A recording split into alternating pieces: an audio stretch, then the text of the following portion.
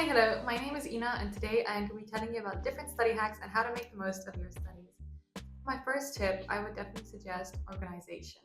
For example, I have 5 modules this year that I would suggest buying 5 folders, a hole puncher, stapler, and 5 notebooks.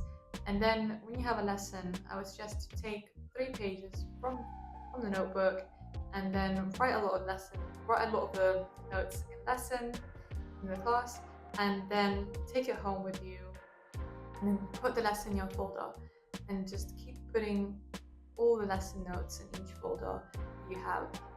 I myself was quite disorganized this semester, would just kind of write some lesson notes sometimes and then I would take it home and I would just put it in random places, and then I would just have lots of different sheets that weren't really anywhere, and I just kind of want to have a folder now where I just put all the information. So I recently bought a hole puncher, I recently bought a folder, I recently bought a hole puncher and some notebooks, ordered them so that I could use them next year for my studies.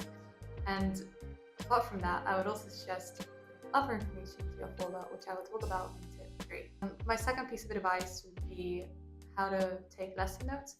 So when it comes to lesson notes, if you have a slide of information, I would suggest you take all the key information down, make it short, make it snappy, and then maybe write a little bit of analysis or your own kind of analysis towards those notes. I think that can help you solidify all the information in your head. My third piece of advice would be how to engage with pre-reading lists. So I would definitely suggest to take a chapter, read the whole chapter, and then just take some of the key information down, write the references, write what page number to put it from, and then put a line to sort of analyze all the quotes or what you just said, so that when you have all those pre-reading lists, not only do you have all the notes, but you also have all your analysis that you can use for future assessment.